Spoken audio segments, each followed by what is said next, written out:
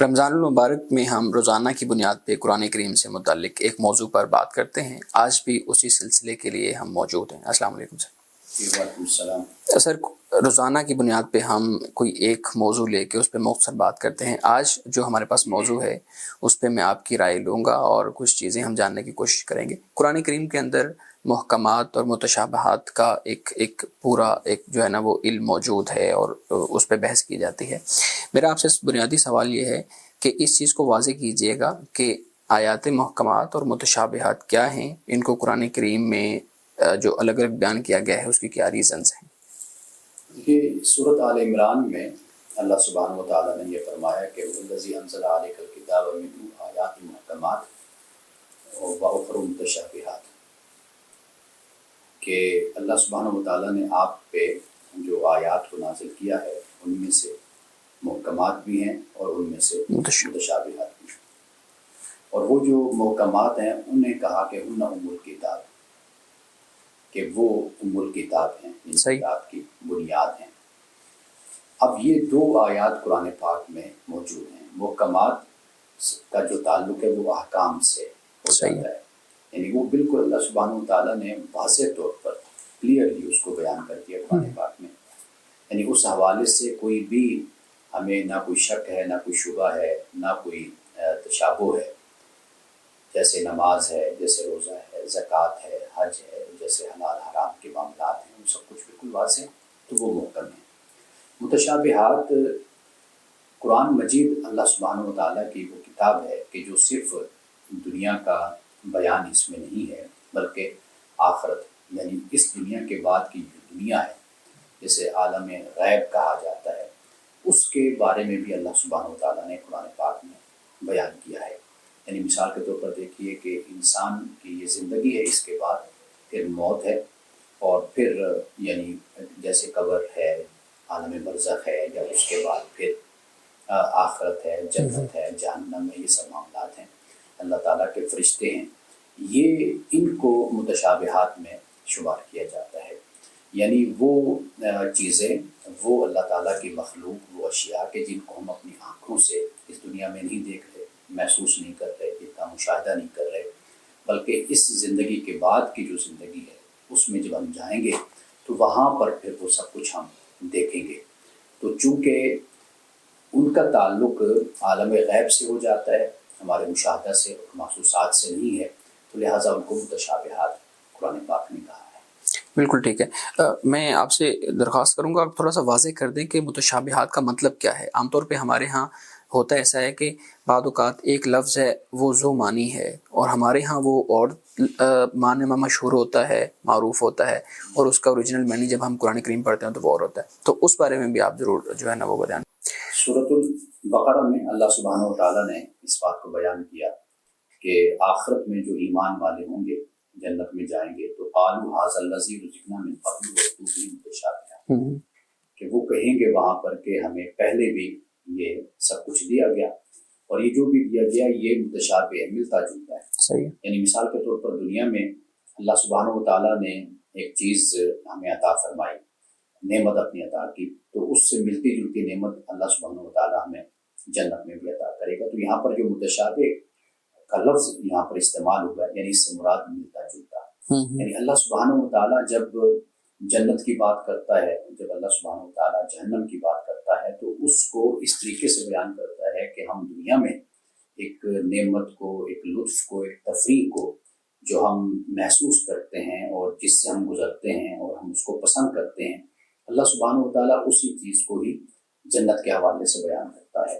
اور وہ جو تکلیف ہے، اذیت ہے، اور جو آپ کہہ لیجیے مصیبت ہے، وہ جو تنگی ہے، اسے اللہ سبحانہ و تعالیٰ جہنم کے حوالے سے بیان کرتا ہے۔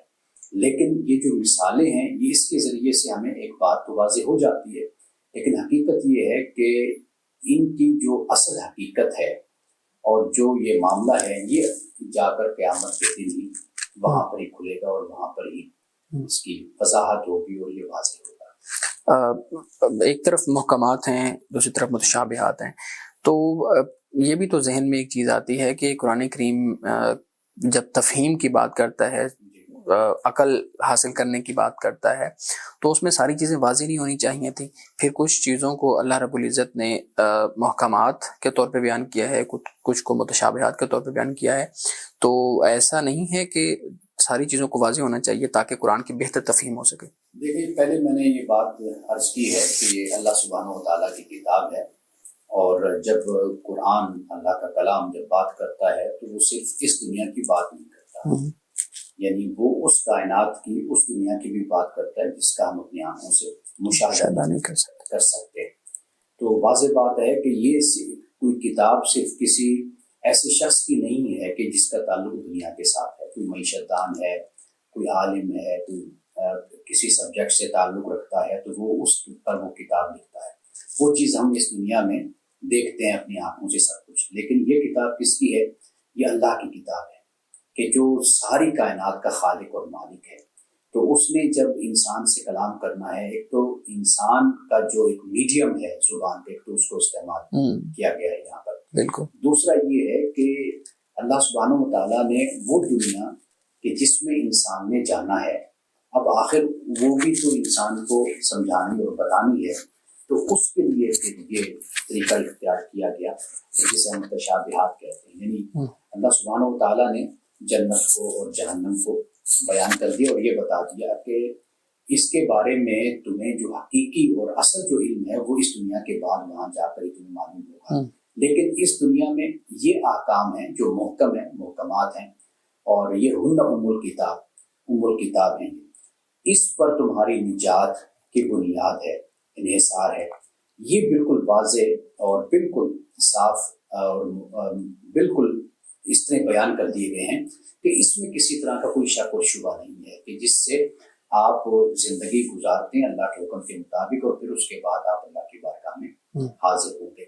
تو لہٰذا وہ جو محکمات ہیں وہ اس پر انحصار ہے ہماری نجات کا، اور وہ جو متشابہات ہیں ان کے بارے میں جتنا اللہ تعالیٰ نے ہمیں قرآن پاک میں بتا دیا، بے شک وہ تفصیلات کے ذریعے سے بتا دیا، تشبیہات کے ذریعے سے بتا دیا، یا اللہ سبحانہ و تعالیٰ نے ان کو ذکر کر دیا قرآن پاک میں، تو یہ ہم پر لازم ہے کہ ہم اس پر ایمان رکھیں. دیکھیے نا، اسی مقام پر ہی اللہ پاک نے کہا کہ بھی جو جن کے دلوں میں زہر ہے، ٹیڑھا پن ہے، یہ وہ لوگ ہیں کہ جو اپنا فتنے کو عام کرنے کے لیے، پھیلانے کے لیے وہ اس کے پیچھے لگ جاتے ہیں، متشابہات کے پیچھے، اور یا پھر یہ ہے کہ اس کی جو اصل حقیقت کو ڈھونڈنے اور تلاش کرنے کے لیے اس کے پیچھے پڑ جاتے ہیں. کون لوگ؟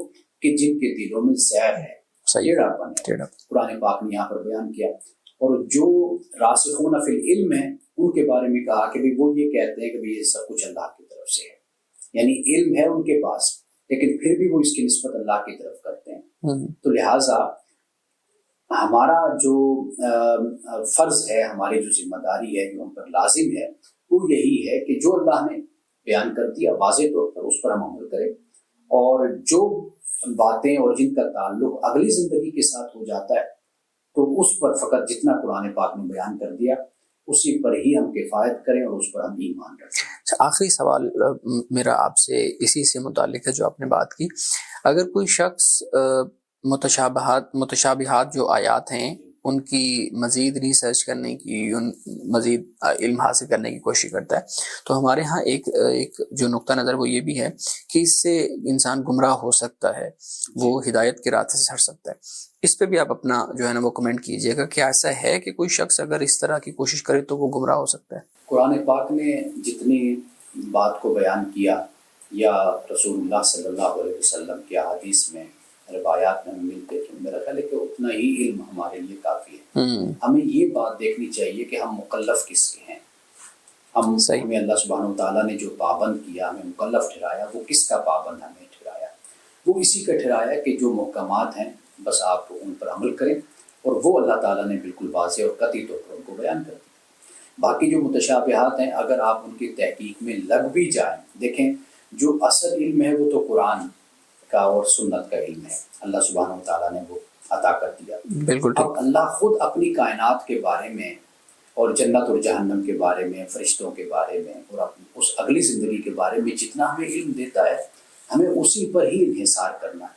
اگر ہم اس کی تحقیق میں لگ جاتے ہیں، دیکھیں جو قرآن پاک نے کہا نا کہ فی قلوبہم زیغ، کہ ان کے دلوں میں ٹیڑھا پن ہے، بالکل ان کے دل ٹیڑھے ہیں، وہ در حقیقت فتنہ پھیلانے کے لیے اور حقیقت کو جاننے کے لیے کہ اس کی اصل حقیقت کیا ہے اس میں تلاش میں لگ جاتے ہیں۔ جب آپ کسی نتیجے تک نہیں پہنچ پاتے تو واضح بات ہے کہ پھر وہاں پر آپ ایسی باتیں بیان کرتے ہیں کہ جن کا کوئی حقیقت سے تعلق نہیں ہوتا، اور وہ آپ اصل تک پہنچ کر اس کو بیان نہیں کر رہے ہوتے ہیں۔ تو لہٰذا پھر ہوتا کیا ہے، پھر گمراہی پھیلتی ہے، اور وہی باتیں ہوتی ہیں جو ظن کی، تخمین کی، گمان کی، اٹکل پچو، اسپیکولیشن، وہ صرف ہوتی ہیں کہ جس سے کچھ بھی انسان کو حاصل نہیں ہو پاتا۔